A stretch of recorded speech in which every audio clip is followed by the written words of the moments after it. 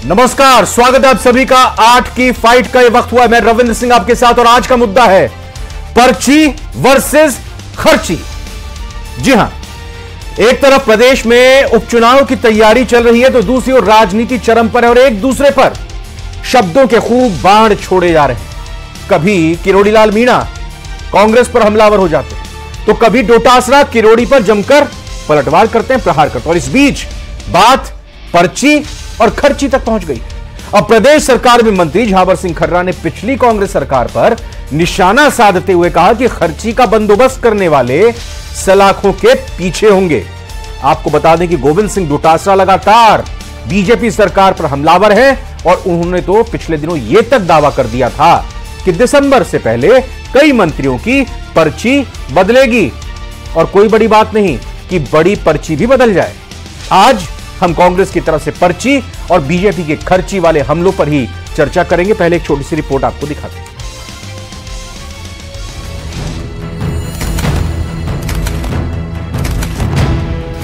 भ्रष्टाचार पर तकरार, आरोप पर वार पलटवार।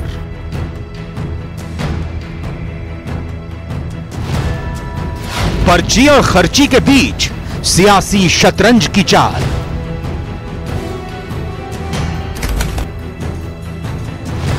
झावर सिंह खर्रा का डोटासरा पर प्रहार। पिछले 18 से 23 के कालखंड में उन्होंने पूरे 5 साल होटलों में बैठकर सरकार चलाई, छुप छुप कर सरकार चलाई। वो किस मुंह से इस सरकार पर अनर्गल बातें करके अनर्गल प्रलाप क्यों कर रहे हैं? पर्ची वर्सेस खर्ची।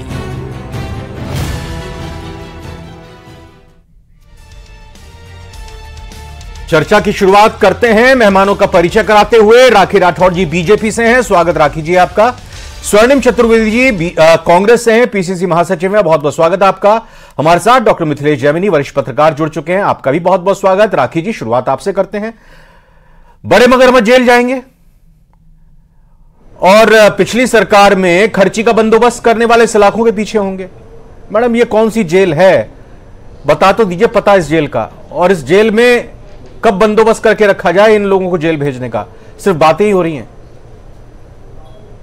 देखिए रविंद्र जी, बंदोबस्त पुख्ता किया जाएगा। ऐसा नहीं होगा कि कोई कच्चा काम रह जाए और जमानत पे बाहर निकल जाए। प्रॉब्लम यही तो है डोटासरा जी की। ये वही डोटासरा जी है जिनके सामने शिक्षकों ने ये माना था कि उनको ट्रांसफर पोस्टिंग के पैसे देने पड़ते हैं। ये वही डोटासरा जी है जिन्होंने कहा था कि रीट का पेपर लीक हुआ है, ये कहने वालों को हम जेल भेज देंगे, जिन्होंने अपनी गलतियों को माना ही नहीं। और ये वही डोटासरा है जो एक्सीडेंटल अध्यक्ष के रूप में अगर अपना काम किया है उन्होंने अब तक, तो उनको लगता है बार बार मैं कोई स्टेटमेंट दूंगा और स्टेटमेंट देने के बाद में हो सकता है नेता प्रतिपक्ष तो वो बन नहीं पाए, तो आउट ऑफ फ्रस्ट्रेशन कोई ना कोई स्टेटमेंट देते रहते हैं। लेकिन जब वो स्टेटमेंट देते हैं तो उनका पास्ट भी सामने आता है। वो पास्ट भी सामने आता है जब होटलों में रहने का। आप मुझे बताइए, पूरे देश के अंदर ऐसी कौन सी सरकार रही जो कि डेढ़ महीना जो है 45 दिन से ऊपर के समय तक लगातार होटलों में रही? जब कोरोना पीरियड था उस समय लगातार विधायक मंत्री जो हैं वो होटलों में रहे। तो इस तरह से सरकार चलाने वाली जिसने 5 सालों के अंदर सिर्फ और सिर्फ अपनी सरकार को बचाना, और किससे बचाना? अपने ही लोगों से बचाना। ऐसा भी रिकॉर्ड पिछली सरकार ने बनाया कि इनके प्रदेश अध्यक्ष और उस समय के उप मुख्यमंत्री अपनी ही सरकार से नाराज होकर के चले गए कुछ विधायकों को लेकर। तो पूरे 5 साल जिन लोगों ने सिर्फ अपनी सरकार बचाई, खुला खेल चला भ्रष्टाचार के लिए, और ये सिर्फ हम लोग ही नहीं, इनके लोग भी ये मानते थे। और जैसे आप अशोक चांदना जी की अभी स्टेटमेंट दिखा रहे थे, मुझे बताइए अशोक चांदना जी वही ना जब खेल मंत्री थे और उसके बाद ट्वीट किया था, ऐसे जलालत भरी मंत्री पद से तो अच्छा है कि आप मेरा इस्तीफा ले लें और एक अधिकारी को सारा का सारा सौंप दें। आपको याद है ना? तो ये वो लोग हैं अपनी सरकार में मंत्री रहते हुए कुछ कर नहीं पाए और अब फ्रस्ट्रेशन में। मैडम, खर्ची करने वाले कौन है? कर दूंगा, वो कर दूंगा। कौन है खर्ची करने वाले? आप लोग उनको सावधान क्यों कर रहे हैं? इतना प्रेम क्यों है उन खर्ची करने वालों से, उन मगरमच्छों से? उनको बार बार सावधान किए जा रहे हैं, भाग जाओ नहीं तो पकड़े जाओगे, नहीं तो पकड़ना पड़ेगा हम लोगों को। ये खर्ची करने वालों को भी आज सावधान कर दिया आपने। पिछले मुख्यमंत्री और अभी के मुख्यमंत्री में यही फर्क है। पिछले मुख्यमंत्री खुला छूट दिया हुआ था सभी विधायकों को, लेकिन अभी जो भजनलाल जी की सरकार है उसमें मुख्यमंत्री जी जो है वो पूरी तरह से ईमानदारी से काम करते हैं। यही समस्या है इनको। ये कितना भी घबराएं, कितना भी आगे जाएं, कितने भी सावधान हो जाएं, लेकिन काले चिट्ठे जो हैं वो सामने आएंगे। अभी तो बातें इसलिए हो रही, बाद में विक्टिम कार्ड खेलेंगे। देखो देखो, मैंने उस समय कहा था ना, इसीलिए अभी जो है मुझे पकड़ा गया। मैंने उस समय ये स्टेटमेंट दिया, मैंने सरकार के खिलाफ बोला, इसलिए मुझे पकड़ा गया। लेकिन पकड़ा सबूतों के माध्यम से जाएगा। उन स्वर्णिम चतुर्वेदी जी, अभी क्या एक पृष्ठभूमि तैयार किया जा रहा है, ग्राउंड तैयार किया जा रहा है। जब कार्रवाई होगी तो फिर विक्टिम कार्ड प्ले कर दिया जाए, कह दिया जाए कि देखिए हम तो पहले ही कहते थे, हमारे ऊपर कार्रवाई होगी, हमारे ऊपर यह कार्रवाई कर दी गई इनकी तरफ से, और इसीलिए पर्ची की बात कर रहे हैं। देखिए रविंद्र जी, सीधी सी बात है, पर्ची खुलती हुई सबने देखी और पर्ची के माध्यम से मुख्यमंत्री बनते हुए हिंदुस्तान ने पहली बार देखा था, जब विधायक दल की बैठक न होकर के पर्ची के माध्यम से एक दिल्ली से आई हुई पर्ची ने मुख्यमंत्री बनाया हुआ, ये सबने देखा है। सबसे बड़ी बात यह है कि आज ये कह रहे हैं कि सबूत अभी नहीं है, सबूत जुटा रहे हैं, कर रहे हैं। अरे जब सबूत नहीं है तो फिर आरोप क्यों लगा रहे हो? सबसे बड़ी बात यह है, आरोप लगा रहे हो, हम तो कह रहे हैं कि खुली कार्रवाई करो, अगर दम है तो करो। चाह रहे हैं कि जमानत तक ना मिले, पूरा पुख्ता इंतजाम कर रहे हैं, सुनिए जमानत तक ना। अरे सर, चाहना तो किसना चाहा तो जाने क्या रहे हैं, मुख्यमंत्री बन गए, सरकार बन गई, 10 महीने हो गए, ऊपर भी आपकी सरकार, नीचे भी आपकी सरकार, लेकिन काम नदारत। सीधी सी बात है, प्रदेश अध्यक्ष गोविंद सिंह डोटासरा ये वो आदमी है जिसने 36,037 यहाँ पे अंग्रेजी माध्यम स्कूल खोल करके देश की शिक्षा व्यवस्था में एक अमूलचूल क्रांति लाए थे। और ये गोविंद सिंह डोटासरा है जो आज जब फसल खराबे के लिए, अपने मुआवजे के लिए किसान, और वो जो टीचर स्वीकार कर रहे थे ट्रांसफर रिश्वत लेके हो रहा है, उसका भी जवाब दूंगा रविंद्र जी। ये कौन सी क्रांति थी? उसका भी जवाब दूंगा। सुनिए, पूरा बोलने दीजिए, अगर आप रोकेंगे नहीं तो आपको हर चीज का जवाब मिलेगा। सीधी सी बात है, जब किसान अगर परेशान है प्रदेश का, तो प्रदेश अध्यक्ष गोविंद सिंह डोटासरा के नेतृत्व में पूरे प्रदेश में संघर्ष हो रहा है, हम लड़ेंगे। और सबसे बड़ी बात है, आप हमारी बात कर रहे हो, अरे आपसे तो आपके मंत्री जो इस्तीफा दे करके बैठे हैं, आज किरोड़ी लाल मीणा जी कृषि मंत्री कहते हैं कि मैं इस्तीफा दे चुका हूं, ना काम कर रहे हैं, मंत्री के रूप में बैठे हैं। और सीधी सी बात है, आज तो उन्होंने भी बता दिया कि वो भी सरकार से परेशान है क्योंकि कोई कार्रवाई नहीं हो रही, कोई सबूत नहीं है। परीक्षाओं को लेकर के, परीक्षाओं को कैंसिल कराने के लिए नाराज होकर के अपना ज्ञापन दे चुके हैं। ये हम नहीं, जब वो कहते हैं तो हम भी कहते हैं करो ना कार्रवाई, क्यों नहीं कर रहे हो?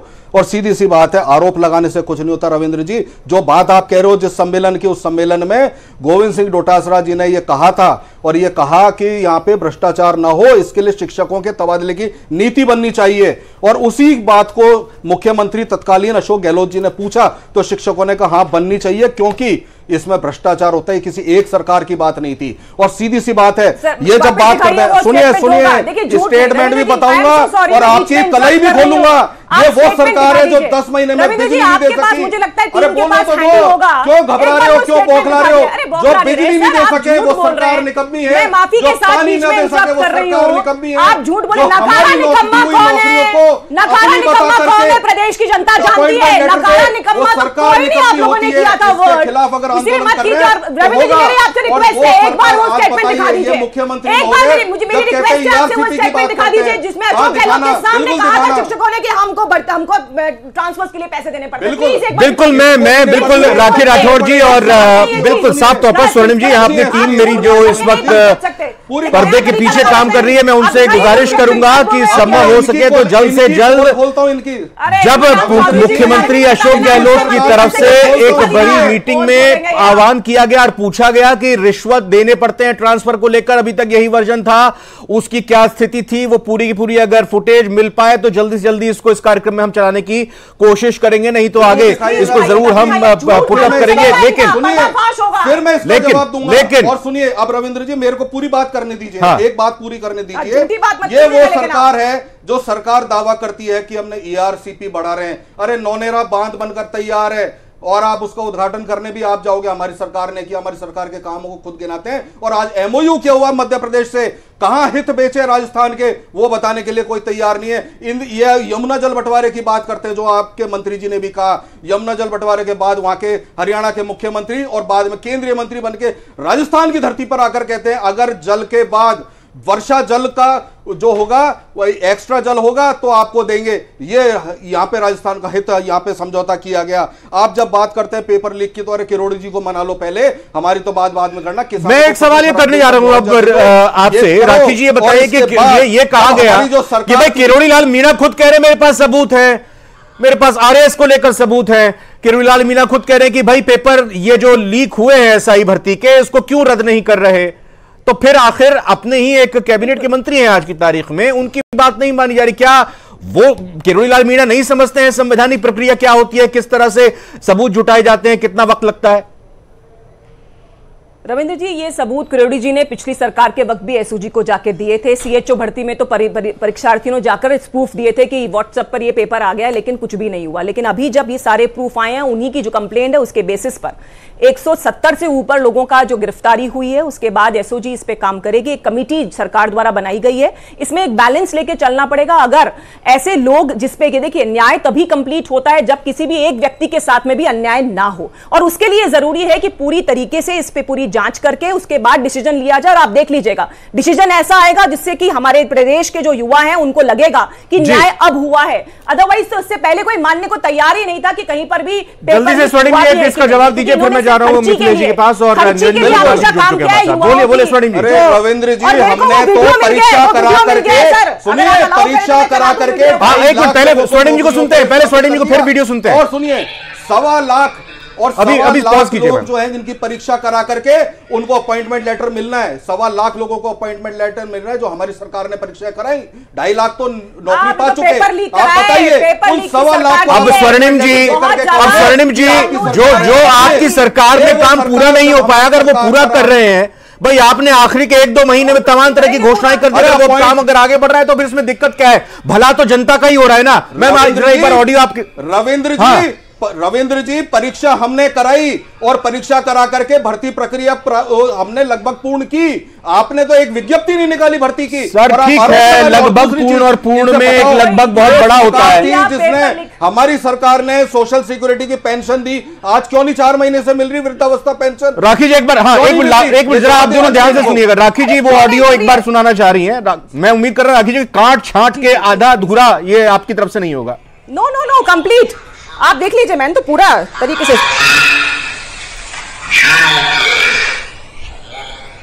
वो क्या सारे मुख्यमंत्री ठीक है, कोई नहीं, मैं एक बार आवाज क्लियर नहीं हो पाती, थोड़ा सा प्रॉब्लम आती है। मिथिलेश जैमिनी जी का, मिथिलेश जी 2 बयान आए, एक पूर्व मंत्री का, एक मौजूदा मंत्री का। पूर्व मंत्री ये कह रहे हैं कि अगर हमारी पार्टी सत्ता में आ गई तो ऐसे अफसरों को खून के आंसू रुला दूंगा। और एक मंत्री आज ये बयान दे रहे हैं कि जो पिछली सरकार में खर्चा का बंदोबस्त करने वाले थे वो जल्दी सलाखों के पीछे जाएंगे। ये मतलब क्या है? ये सत्ता का मद है, दावा है, धमकी है, चेतावनी है, राजनीति है, उपचुनाव है, क्या है सर ये? देखिए, सबसे पहले अगर खर्रा साहब की बात करें तो आज ये प्रमाणित किया कि बीजेपी ने बहुत स्ट्रेटेजिकली एक बहुत सेफ जोन में जाके खेले कि प्रदेशाध्यक्ष को एक जिले का अध्यक्ष बना दिया और जिले के मंत्री से बयान दिलाया। इसका मतलब इनका बयान का जवाब अगर मदन सिंह राठौड़ या भजनलाल जी देते तो लगता कि बड़ा मामला है। दूसरा सबसे इंपॉर्टेंट है कि गोविंद सिंह डोटासरा जी को चाहिए कि वो इनके पूर्व अध्यक्ष जो इनके पहले थे एक्सीडेंटल बनने से पहले, जिन्होंने वसुंधरा राजे जी के खिलाफ 45,000 करोड़ के घोटाले के साक्ष्य लेकर दिल्ली की रोड पर गए। आप भी जाइए दिल्ली की रोड पे चहलकदमी करते हुए, और पीछे पीछे सचिन पायलट और अशोक गहलोत भी जाएंगे, लेकिन आपको साक्ष्य इकट्ठे करने पड़ेंगे। और थर्ड जो सबसे इंपॉर्टेंट चीज है कि भजनलाल सरकार के कामों की मार्केटिंग जीरो है।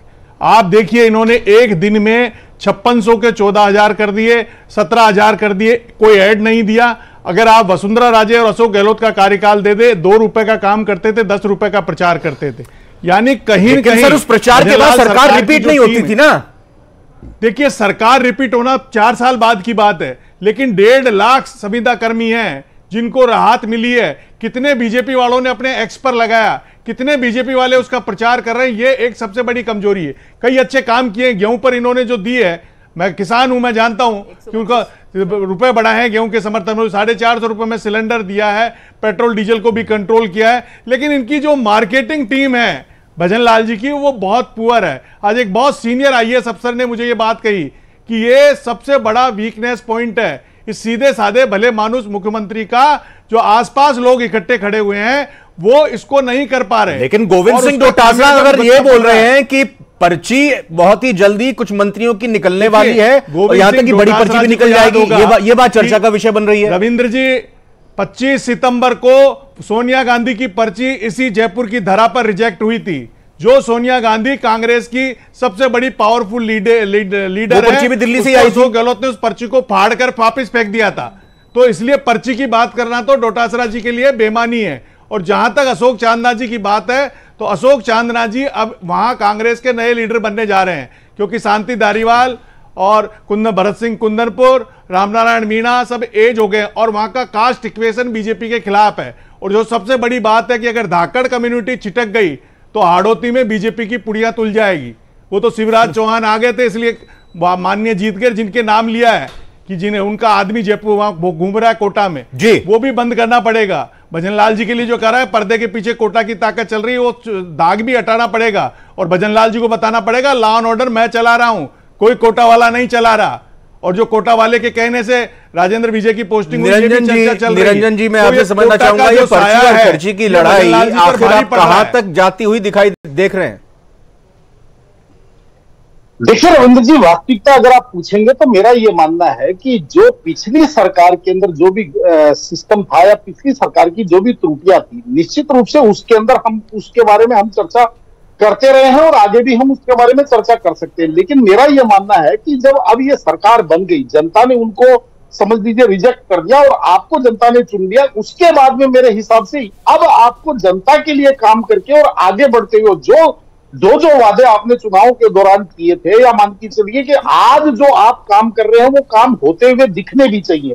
क्योंकि आप तो कहते हैं कि हमने बहुत अच्छे काम किए, लेकिन वो धरातल के ऊपर भी वो नजर आना चाहिए कि जनता को वो चीज लगनी चाहिए कि कोई सरकार है जो हमारे लिए काम कर रही है, पहली बात। दूसरी बात, अगर हम जो खर्रा जी के बयानों की बात करें रविंद्र जी, तो इसमें कोई किंतु परंतु नहीं है। देखिए पेपर लीक उत्तर प्रदेश में भी हुआ, पेपर लीक लगभग मेरे हिसाब से पूरे हिंदुस्तान की समस्या रही, लेकिन समस्या तब बड़ी हो जाती है जब सरकार प्रायोजित पेपर लीक या इस प्रकार का अपराध सरकार प्रायोजित। और जो दूसरी बात उन्होंने कही कि भाई सर यही तो बात है भाई, आखिर कितना धैर्य रखना चाहिए, कितना धैर्य, हर कोई ये सवाल कर रहा है। पहले जब 3 महीने सरकार को हुए तो कहा 3 महीने आपको हुए, कहा कि भाई आचार संहिता लग गई। फिर उसके बाद जब 6 महीने हुए कहा कि अभी तो जो है आचार संहिता हटी है। अब जब 10 महीने हुए कह रहे हैं कि भैया बंदोबस्त करने दीजिए, अभी पूरा का पूरा इंतजाम हो रहा है तमाम सबूतों का। निश्चित रूप से मैं वही निवेदन कर रहा था, बड़े बड़े बच्चों की बात कर रहा हूं। हाँ नहीं, निश्चित रूप से मेरे हिसाब से अब सरकार को इस चीज के ऊपर केवल बयानबाजी ना करके इसके ऊपर कार्रवाई करते हुए भी दिखना चाहिए।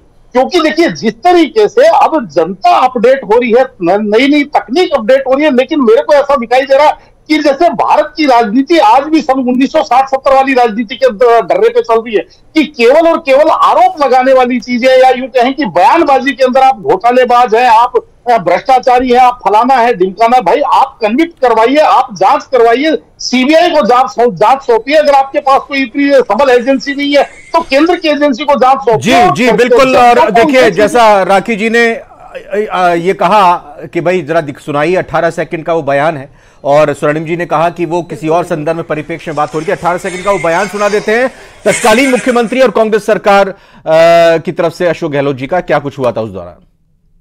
ये बात तो पैसे गिराने पड़ते हैं, आप बताओ सही बात है नहीं, मुझे नहीं मालूम है,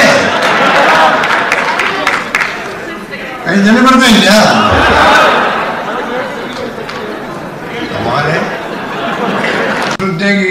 पैसे देने पड़ते हैं कि नहीं देने पड़ते मुझे नहीं मालूम, अच्छा देने पड़ते हैं, कमाल की बात है। खैर चलिए आगे बढ़ाते हैं चर्चा को। राखी राठौड़ जी अब ये बताइए कि जनता यही चाहती है कि कार्रवाई होनी चाहिए, क्योंकि अगर सिर्फ ये जुबानी जंग ही होती रही तो एक तरफ आपकी बातों पर कोई विश्वास नहीं करेगा और दूसरी तरफ आपके ऊपर पर्ची के आरोप लगते रहेंगे। देखिए पर्ची तो जनता की है, जनता की पर्ची जिसमें शिकायत है, उनका दर्द है जो पिछली सरकार में उन्होंने सहा है। अभी निरंजन जी बिल्कुल सही बात कह रहे थे कि सरकार हमारी है, जनता ने जब हमें चुना है तो हमें परफॉर्मेंस दिखानी है। राइजिंग राजस्थान इन्वेस्टमेंट के लिए देखिए पिछली सरकार ने आखिरी साल के अंदर इन्वेस्टर्स को इन्वाइट किया और उसका एग्जीक्यूशन कितना हुआ, 1.5%। हमने क्या किया, पहली साल के अंदर इन्वेस्टर्स को लेकर के आ रहे हैं, जिससे कि अगले 4 साल के अंदर इन्वेस्टर्स का हम पर विश्वास रहे। ऐसी सरकार जो 5 साल कब जाएगी कब रहेगी इसके बारे में भी अंदाजा नहीं था। जब वो इन्वेस्टर सबमिट करती है तो 1.5% एग्जीक्यूशन होता है, लेकिन जब हमारी सरकार का राइजिंग राजस्थान सबमिट होगा तो आप देखिएगा कि देश के अंदर रिकॉर्ड हम 40% के आसपास जो है इसका एग्जीक्यूशन लेवल लेकर आएंगे। तो ये एक मंशा होती है। आपने बजट भी देखा, जो बजट दिया था वो भी बजट ऐसा दिया है जो अशोक गहलोत जी रोक रखा है और आप कह रहे हो हो कि आप करेंगे? अरे किस पर विश्वास करेंगे जब आपने एग्जीक्यूशन रोक रखा है? स्वर्णिम जी, बीजेपी का यही कहना है कि भाई हमारी सरकार बेहतर काम कर रही है, 10 महीने में अच्छा काम किया है, ये आपसे बच नहीं रहा, इसीलिए आरोप लगा रहे हैं। 2027 तक बिजली में, 2027 तक बिजली में हम लोग इंडिपेंडेंट होंगे। ठीक है, एक बार जवाब सुनते हैं राखी जी, जवाब सुन रहे हैं, राखी जी जवाब सुन रहे हैं, जवाब सुन रहे हैं। मेरी बात कंप्लीट नहीं हुई थी। सेल एग्रीमेंट आप लोगों ने बिजली में किया, उसकी वजह से ये हुआ कि हम बहुत नीचे चले गए। 2027 तक किसानों को दिन में बिजली मिलेगी और लगातार हम लोग हमारे प्रदेश को एक इंडिपेंडेंट, बिल्कुल देखते हैं 27 तक क्या स्थिति बनती है। ये जो एमओयूज है कितने धरातल पर उतरते हैं, जवाब दीजिएगा स्वर्णिम चतुर्वेदी कि भाई आप नहीं पचा पा रहे, 10 महीने में जो बेहतरीन काम बीजेपी की सरकार ने किया है, ऐसा उनका कहना है। देखिए रविंद्र जी, क्या करें, हम तो विपक्ष में हैं और गोविंद सिंह डोटासरा जी को दुख होता है, तकलीफ होती है जब यहाँ पे 19 बलात्कार रोज होते हैं तो हमें सड़क पे उतरना पड़ेगा। आज यहाँ पे व्यापारियों को सरेआम गोली मारी जाती है, यह है भाजपा शासन। गैंगस्टर एक्ट की बात करते हैं और गैंग निकल करके यहाँ व्यापारियों को लूट रहे हैं, गोली मार रहे हैं, चाकू मार रहे हैं, लूट रहे हैं, तो हम इसके लिए संघर्ष करेंगे, बिल्कुल संघर्ष करेंगे। और जब यहाँ पे सरकार झूठ बोलेगी, जब राजस्थान का हित, मध्य प्रदेश या हरियाणा, नहीं प्लीज प्लीज एक मिनट जल्दी से मिथिलेश जैमिनी सर एक बार फिर से मेरे को बताइए कि क्या भ्रष्टाचार और पेपर लीक के ऊपर हुई कार्रवाई के इर्द गिर्द ही आगे आने वाला चुनाव और राजनीति जाते हुए आप देख रहे हैं मिथिलेश जैमिनी जी? और यही सवाल निरंजन जी आपसे, हत्या, सारे अपराध, प्लीज स्वर्णिम जी, राखी जी प्लीज। मिथिलेश, ये सबसे जो अहम चीज है कि राजस्थान की पिछली सरकार किसी के कारण नहीं बनी, न तो बीजेपी के कारण बनी, न कांग्रेस की खामियों के कारण बनी, केवल नौजवानों की नाराजगी के कारण बनी।